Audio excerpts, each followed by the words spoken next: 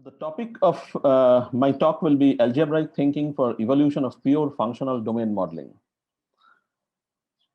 So in this talk, I will be talking about thinking in terms of the algebra of types and how it scales towards evolution of the algebra of a domain model, which means we'll talk about the scalability of this algebraic technique and incrementally and organically. So when we are modeling a domain, the key idea is not to start thinking in terms of the implementation and the operational semantics of what the domain offers, but composition of functional forms in the setting of the domain. We will see what we mean by functional forms as we move forward. But let's start with some of the basics of what exactly we mean by algebraic thinking and how this entire idea originated. Though we are speaking for pure functional programming in 2021 today, this entire approach, before we take a look at the world of domain models, let's travel back in time, maybe 40 years or more. It was this gentleman who first introduced the idea of algebraic programming. And this gentleman talked about the drawbacks of statement-oriented programming and professed the idea of the algebra of programs in a functional setting.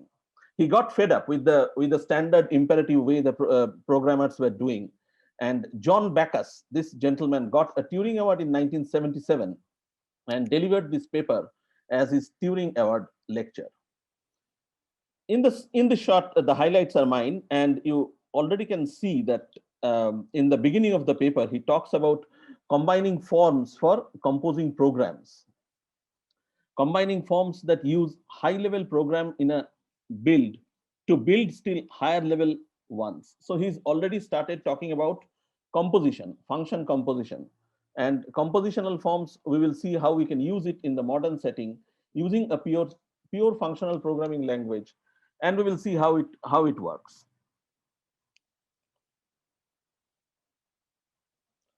This is a snapshot of a part of his paper where he talks about the various semantics of programming, operational semantics, as well as the applicative semantics. The various models of programming, the highlights are obviously mine, where he mentions that the programs that are based on operational semantics, we will define this term more clearly shortly, are conceptually not useful. They can work, but also can be bulky, complex, and may need to be mentally computed in order to get a clear understanding of the semantics. Here he defines the simple operational models as simple imperative programs, and the von Neumann models he mentions about, by which he means the standard today's imperative programming model. And if you look at the highlights, you will see that he states that programs can be moderately clear, but are not very useful conceptual. It's very difficult to conceptualize a program written in the imperative style. And that's exactly when he defines these applicative models. Church's lambda calculus, he talks about Curry's system of combinators. And he says that the semantics of such programs are based on reduction semantics. There are no mutable states that we need to manage manually. Programs can be clear and conceptually useful. You don't need to compute the entire execution in your mind. That's what he wants to say here. Now, here's an example of an imperative program, the von Neumann model, as he says, for computing the inner product of two vectors. And this is a quote from his paper. It is dynamic and repetitive. One must mentally execute to understand it. And if you look at the steps, it's based on the actual operations that take place during execution. We are manually multiplying vectors. So it's definitely programming at a lower level of abstraction. And for this small program, maybe we can compute this thing manually, but very soon it goes out of bounds as we start writing bigger programs.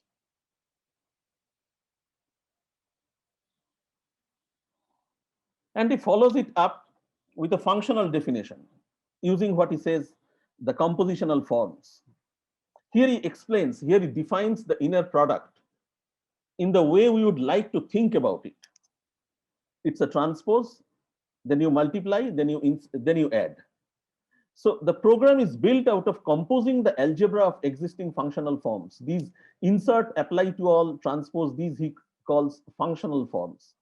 And all these arguments boil down to the fact that using algebraic composition based program development is more intuitive than using the operational semantics. Its structure, he says that its structure is helpful in understanding it without mentally executing it. We would like to think about this program the way we think about in our mind as to how to compute the inner product of vectors.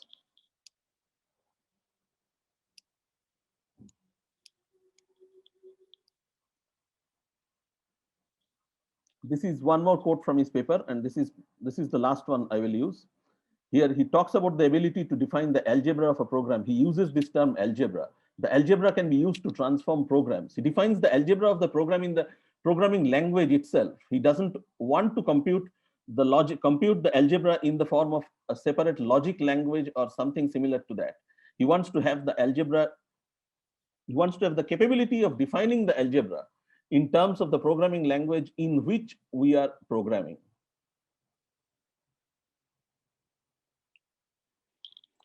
Now let's get down to some of the basics.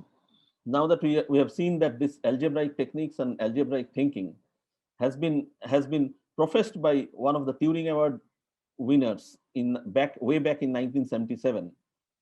Let's try to define some of the basic stuff which we are going to see in course of this talk. What is algebra? Stated simply, an algebra is the study of algebraic structures, and the structure is defined by a carrier set or an underlying set. It needs to have some operations and some laws defined which controls the sanity of those data structures and operations. The essence of this definition is that an algebraic structure is completely generic. Example, we are not talking about any specific algebra. For example, we can define the algebra of sets like this. We can have a binary operation for some specific elements, and we will have some laws. We are talking about sets of type A. We define a set of objects. We call them of type A. We are not doing it for any specific concrete type like set of integers or set of longs or set of strings. We are keeping the type generic. And in the context of domain modeling, this set will be the set of data types.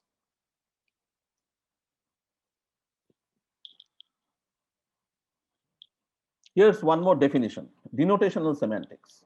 Long back in 1971, Scott and Strachey came up with this idea of denotational semantics, where we treat the program elements as abstract mathematical objects, just like we would like to think of our programs as mathematical objects, and define some operations based on the mathematical properties of those objects.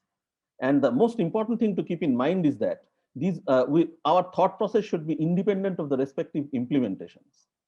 The important takeaway is that understanding programs through implementation independent semantics tends to be more intuitive in understanding of the program.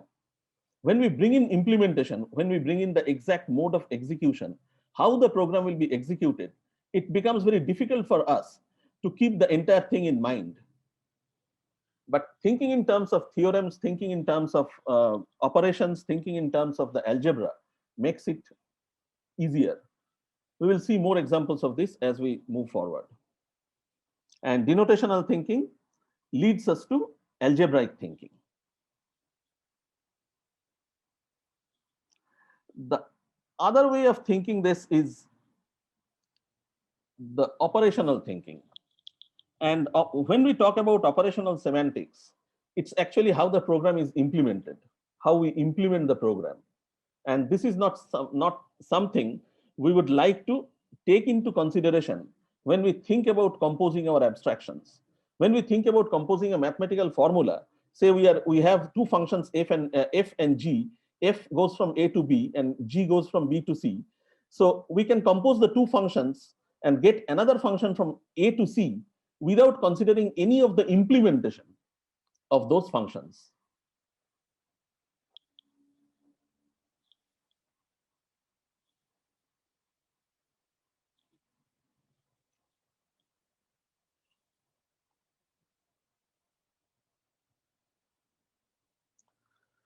Okay, so let's consider an example from the standard library of Scala, and consider the algebra of an option. An option is a data type which gives you the semantics of optionality. The first thing we would like to see here is that this option.apply and option.empty, these we call introduction forms of the algebra. What it does is what they do is they lift a value of type A into the context of an option. So it introduces the option, it introduces the data type into the algebra of option. We call this introduction forms. And as we mentioned earlier, that every option, every algebra, for every algebra, we have a carrier set or carrier type. Here, the carrier type is A. It's completely generic.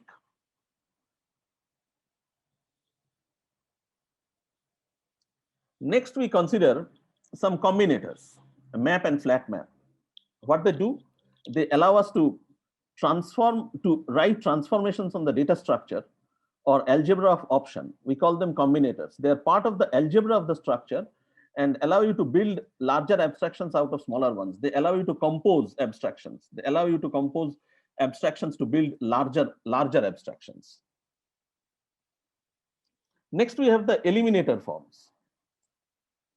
They allow you to get out of the algebra.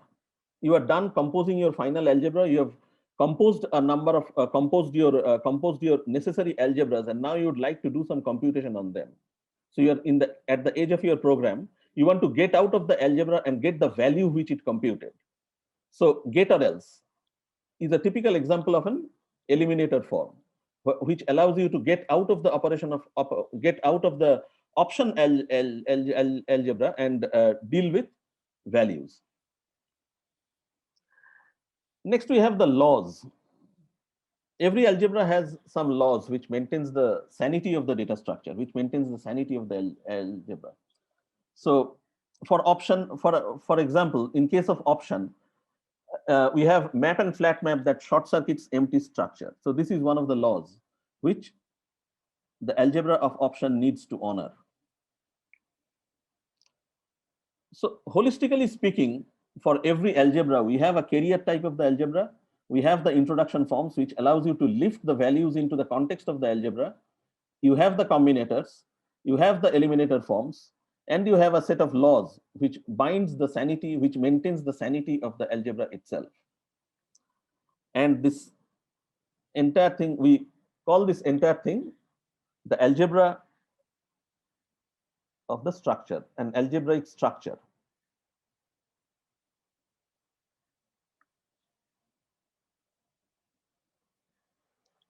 So just to reiterate, for an option, thinking in terms of the combinators like map, flat map, and fold is algebraic thinking. And of course, there are laws. And thinking in terms of concrete implementations, like say using pattern match with some and none, that's operational thinking. So in course of this talk, we'll see how algebraic thinking lets us compose data structures without considering any of the implementation part, and just by using the algebra of the types.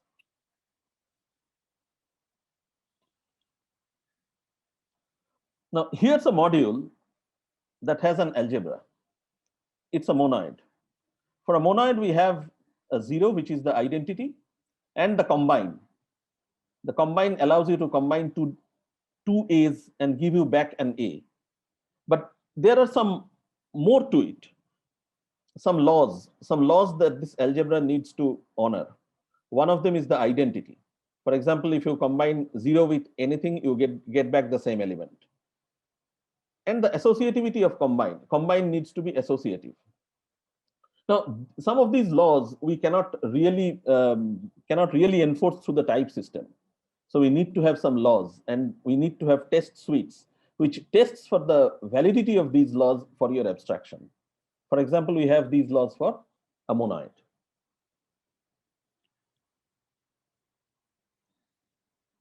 Now, here's an example of how we can use our algebraic thinking to implement a combinator.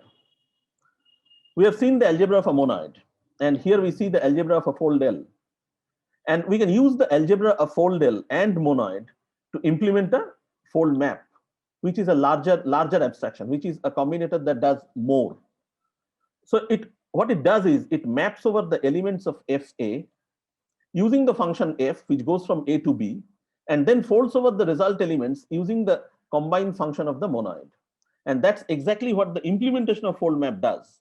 So the implementation of fold map logically follows from the algebra of a monoid and the algebra of a fold L.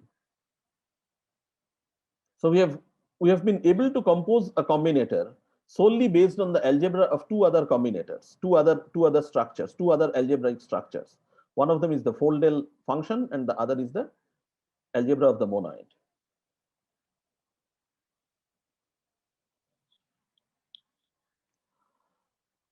Now, here's a familiar combinator, MapReduce. We have seen MapReduce when we write our Hadoop-based systems or when we write streaming systems and things like that. But once we understand fold map, we can think of MapReduce just as a fold map. How can we do this?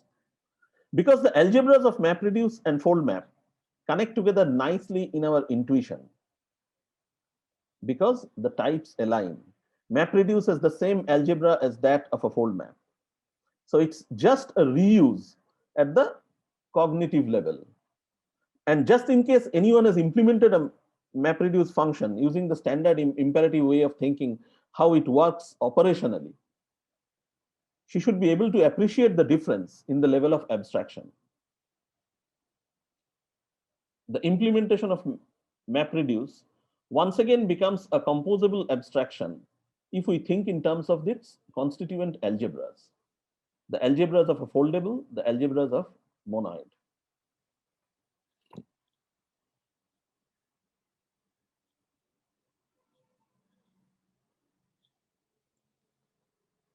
So it's a complete MapReduce program abstracted as a functional form. A functional form is nothing but an abstraction over which you can compose with other functional forms.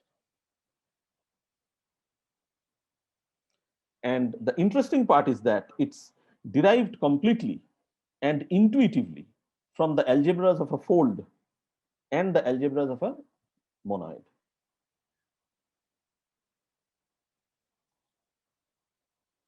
So in summary, building and understanding higher order abstractions is much more intuitive using algebraic than operational thinking.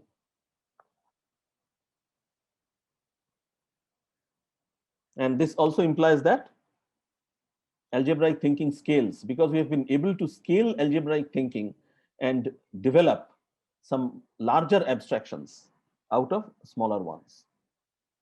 But what really makes an algebra? How do we know that we have built a good algebra? What are some of the recipes, healthy recipes for building an algebra? And here I will assume the setting is in a statically typed functional programming language.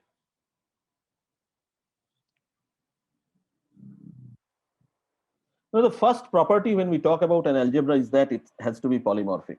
It's never a concrete value. It's always something that generates values. An algebra is generative through application of types as parameters. Here we are talking about monoid A. It's completely generic. On the other hand, we are not talking about a monoid of integer or a monoid of string or anything like that. When we talk about an algebra, it has to be parameterized on its type. We call this parametric polymorphism. So an algebra needs to be parametrically polymorphic so that it can be instantiated for any type in the world.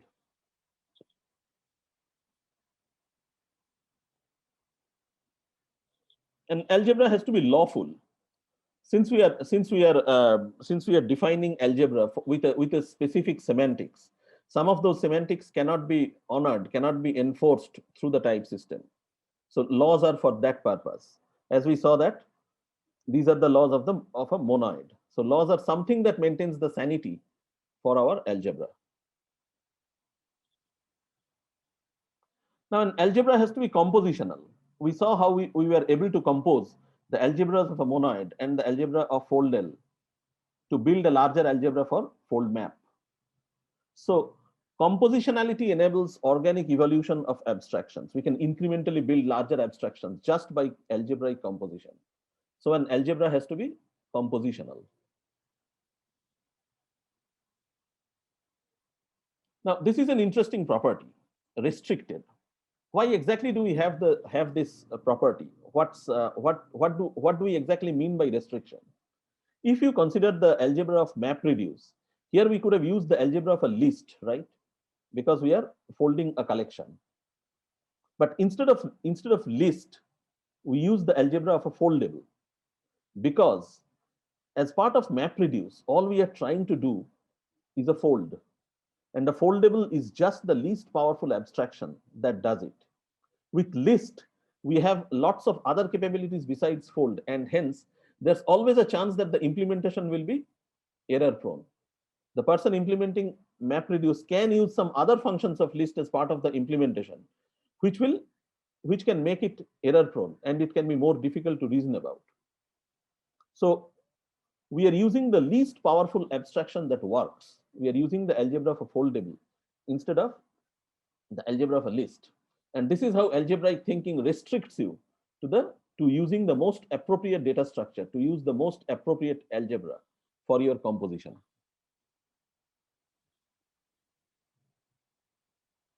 Okay, and algebra has to be implementation independent. We talked about this earlier. When we have two functions f and b, f goes from a to b and g goes from b to c. When we have two functions f and g, f going from a to b and g going from b to c, we should be able to reason that we can compose f and g algebraically to build a larger function h, which goes from a to c, without an iota of understanding of how f and g are implemented, as long as f and g are true to the types which they declare, true to the algebra which they declare. Now, an algebra has to be open. There can be many circumstances when we may need multiple interpretations for a single algebra. We will see an example later in the talk. For example, repository. We are considering here an algebra of a repository, which gives us the ability to interact with the database. We can do a query, but this algebra can be open by saying that this algebra is open for interpretation. We say that we can have an interpreter of this algebra which does the entire operations in memory, or we can have an interpreter which uses a real database as the underlying implementation. So here's a good use case. Say for testing, we may like to use the in-memory implementation, while for the actual implementation, actual production usage, we would like to use the actual relational database. So we can have multiple interpreters for an algebra. So an algebra needs to be open for interpretation. Okay, so we have seen some of the properties of a healthy algebra. Now let's switch gears a bit and let's talk about what we mean by a domain model. This is the definition from Wikipedia, and I like this definition a lot since it highlights the defining aspect of what a domain model is, that it's related to the problem domain and how the artifacts interact there to produce the correct domain behaviors. So it has nothing to do with the solution architecture that we are developing. So when we talk about a domain model, it has everything to do with the problem domain, not the solution architecture. This is an important thing to keep in mind. These are some of the basic concepts of a domain model. A typical non-trivial domain model has multiple bounded contexts. Bounded contexts are fairly independent systems. And we talk about a domain model as being valid only within the confines of a single bounded context. So we develop a domain model for bounded context A, a separate one for B, and a separate one for C. A domain model is not a single monolithic structure. So it's these subsystems which compose the entire domain model. And so basically what we can say is, this is the definition of bounded context. I can skip over because it's mostly what I have said till now, that I said the domain model, bounded context has a consistent vocabulary and all these things. It has a set of domain behaviors and things like that. So what we can say is that a domain model can be considered as a union of multiple bounded contexts. A bounded context is considered to be a union of multiple modules. And every module is a bunch of functions, groups of related functions grouped together under a single module. So this is one way of defining a domain model. And as we just mentioned that every bounded context has a domain algebra. So we can replace bounded context with domain algebra. And what we have is a domain model is a bunch of domain algebras.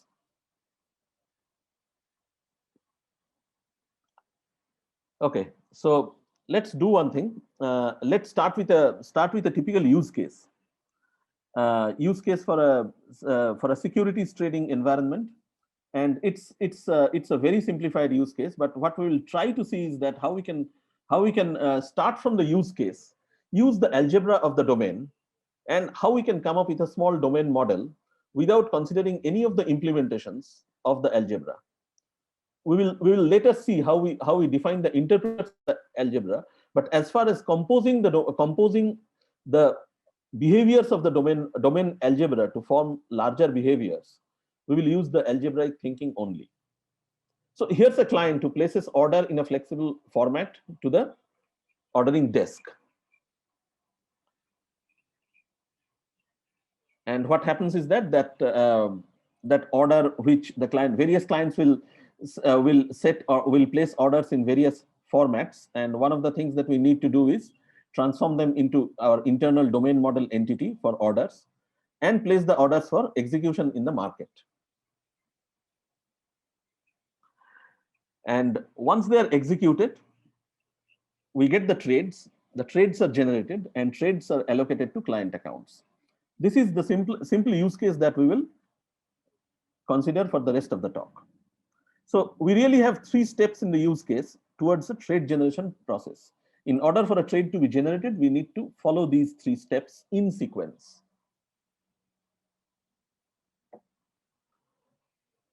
So let's make our algebra reflect that we would like to have these domain behaviors. Orders, which takes a client order and transforms it into a list of our order entity.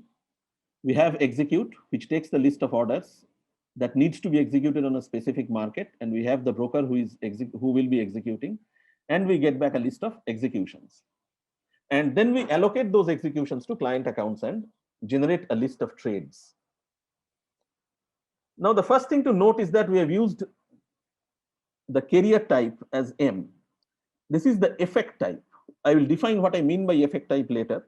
But this is the effect type that parameterizes the trading algebra. This is the parameter to our algebra, the type that abstracts the effect of the computation. Because typically when orders will be generated or orders will be executed, it's not a simple kind of operation. It will need to interact with the database. There may be some exceptions. So all these things we need to take into account when we define the algebra of our domain model. So for the time being, let's assume that M is something which abstracts all those things. And we are intentionally making our algebra effectful so as to be realistic. We are saying that orders or execute or allocate, these are effectful behaviors. But we don't commit to any specific effect type. We are not saying that effect type is IO. We are keeping it abstract. We are being lazy. But we are being explicit about the fact that we need to have an effect, need to have an effectful computation in order to compute these algebraic behaviors. Now, one of the targets when we define an algebra is to be as complete as possible with the domain behaviors. We need to, as far as possible, we need to be able to abstract the domain semantics as part of the type of the algebra. So this we say the refinement, this step we can say as the refinement of the algebra, encoding some of the domain constraints through the type system. When we are generating orders, it has to be a non-empty list of orders. It cannot be an empty list. So that we are encoding as the type. And the result that we get out of this is that we get more checks during compilation, less code in runtime, less explicit tests to write by hand, because the compiler works for us. One of the joys of using static typing. So the compiler will ensure that the list returned will be a non-empty list.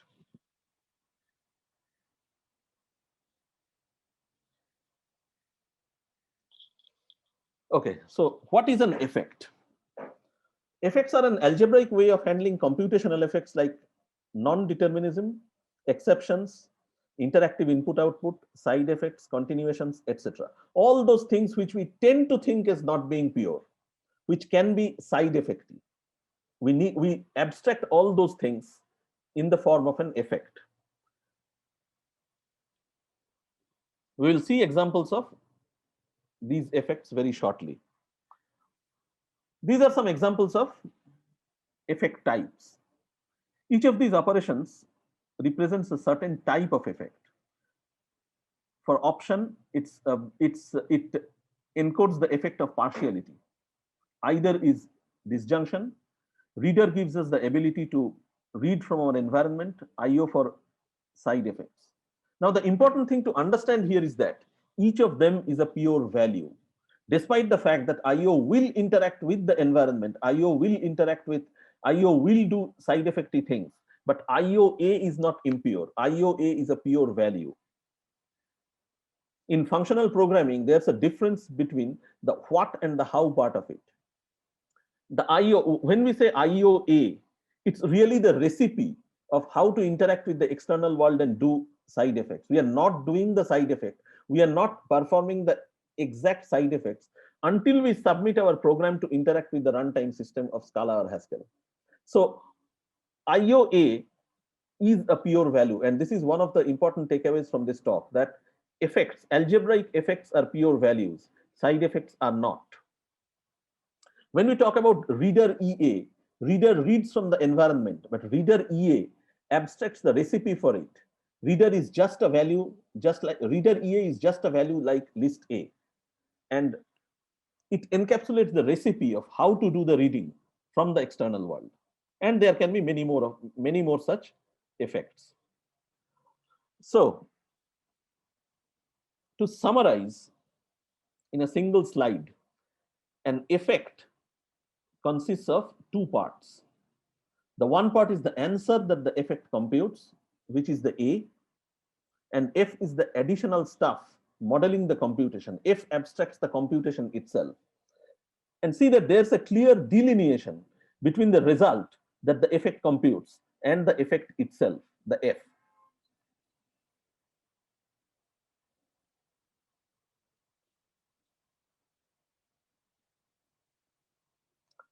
So here are some examples of side effects. Most of you should be familiar with all of these things. I'm not going into the details of these.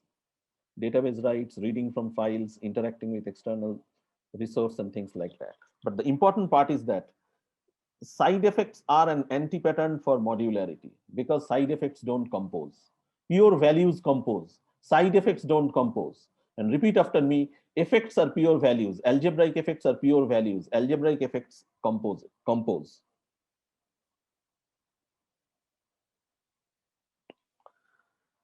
Now let's go back to our algebra of the trading module. We will now look at this in a bit more detail. We have made the effects explicit. We have said that all of these behaviors are effectful. So let's try to see how much we can proceed simply with this definition of these algebras. Now, here's an important thing. The effect type, I said earlier that we have not committed to any specific effect type. We have kept it opaque. M is an opaque type. We don't have any semantics or any denotation associated with M. We don't know exactly what M will do. But we have indicated that it's an abstract opaque type. And the denotation that we will give to M will depend upon the semantics of compositionality that we would like to have for our domain model behaviors. M will be determined by how we would like to compose the individual algebraic structures. We have 3 steps to the use case. We have defined 3 behaviors, and we know how to compose those behaviors. And depending on how we want to compose those behaviors, we will give a semantics of M. But that's at a later stage.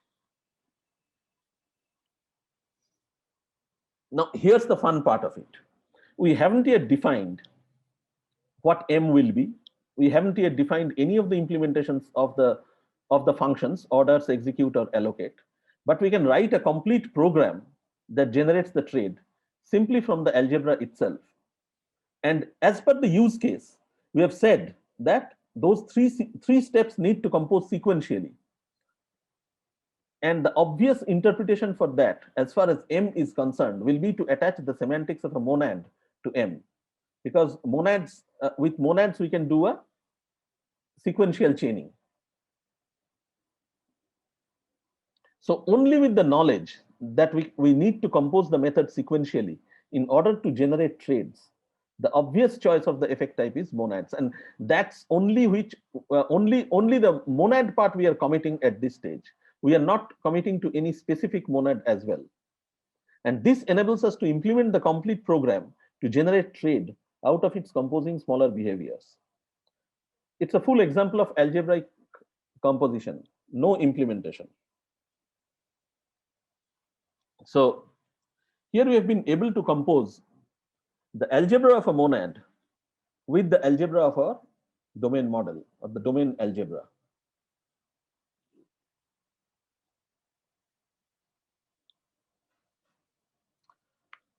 Two other important things.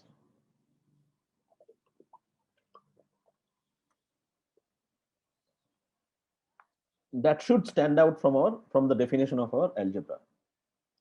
One is that we have said that algebras need to be parametrically polymorphic, and the trading module is polymorphic on M. But as I was mentioning before, we didn't commit to any specific type for M. We didn't commit to say IO upfront. Had we done that, we would have made decisions on behalf of the call site. The client, the user of this abstraction, is supposed to make that decision. We cannot do this upfront because this would be premature evaluation. And the second thing is that we only need to compose these things, these algebras sequentially. Hence, the two combinators we need are pure, which will allow us to lift the value into the context of the abstraction, context of the effect, and flat map, because we want to compose them sequentially. So why should we use IO that adds to the surface area of the API? It's once again an example of using the least powerful abstraction, which is required. We don't need the capabilities of IO in order to write a program that will generate a trade from the component algebraic behaviors. So this is an example of how the proper choice of algebras can restrict your implementation space and encourages you to write less error-prone code, as we saw earlier. This is a real-world example of that instead of using the more powerful IO, we use the less powerful abstraction monad just to get the two combinators, pure and flat map, which should be enough to implement the program that generates the trades. Here's another example of an algebra. It does some accounting, but it's defined in the same way. We have the carrier, it's effectful, and we have the same carrier type. Now, since we defined this algebra in the same type, in the same way as our trading module, it's just a simple addition to make our program do more than generating trades.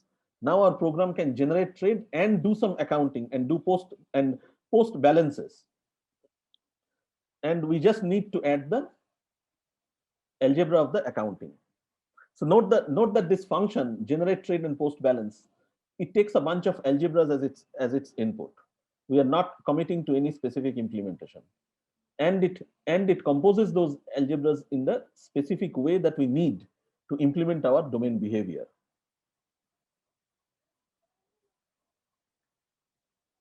So here's an example of composing multiple domain algebras. Earlier we saw an example of how we can compose the algebra of monad into our algebra of the domain. This is an example where we can compose multiple domain algebras together if we define them the proper way at the upfront.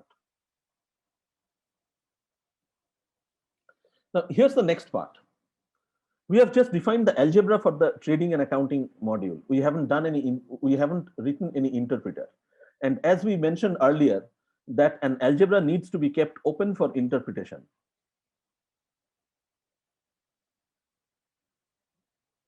So we have intentionally kept the algebra open for interpretation because there will be use case where we will be needing multiple interpreters for the same algebra. And as I was mentioning, that testing is one such use case. For unit tests, we may want to use simpler data structures that uses in-memory elements. And we would like to have an actual database. With me, talk about the production usage. Okay, here's a sample interpreter, a sketch of it. We could have gone for subtyping and implemented multiple interpreters as multiple subclasses of trading module. Instead, what we did is we decided to go the algebraic way, and we have decided to inject the algebras of repository as part of the interpreter. So this way, what we do is we inject the algebra of a repository which will implement the functionalities of database access.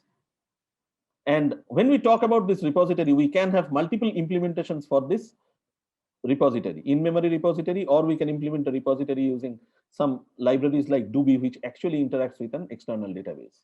So this is another way of algebraic thinking, that instead of committing to subtyping upfront, we are still keeping it open by injection of algebras. And when we finally instantiate our program, we will supply the actual implementations that it needs. So this will be the final thing, the final invocation of our function. And note here we have committed to the actual effect type, which is the IO. And till now we have kept the abstraction fairly open. And this is the code at the user level. The user will use this. She will define the implicits, and then she can commit to the specific type of implementation that she needs. She may not use IO. She may use some other concrete structures, like say Monix task. So this is one of the most important takeaways from this talk, that effects are not equal to side effects. And this is one interesting quote which I found very interesting. Rob Norris in a Scale by the Bay talk way back in 2017. He talked about this, that effects and side effects are not the same thing. Effects are good, side effects are bugs. Their lexical similarity is really unfortunate because people often conflate the two ideas. Indeed. So effect is good, side effects are not. That's an important takeaway from this talk. So summarizing, I will write down some of the takeaways from this takeaways of algebraic thinking. Algebra scales, as we saw, from one single data type to an entire bounded context. Algebras compose. We saw lots of examples of algebraic compositionality. Algebra lets you focus on the compositionality without any context of the implementation. Statically typed functional programming is programming with algebras, and we saw examples of that. Abstract early, interpret as late as possible. Keep your abstraction till as late as you can in the cycle of the development. And in hello? Abstractions compose only when they are abstract and parametric. Modularity in the presence of side effects is a challenge, but algebraic effects are there for this in order to take care of this. Effectful algebras are pure values that can be composed based on the laws, and honor the law of using the least powerful abstraction that works. Quite some time back, I wrote a book that discusses some of these aspects. It's sort of old now. Maybe we should think in terms of a second edition, but it discusses some of these aspects of pure functional programming. It has been 5 years since then.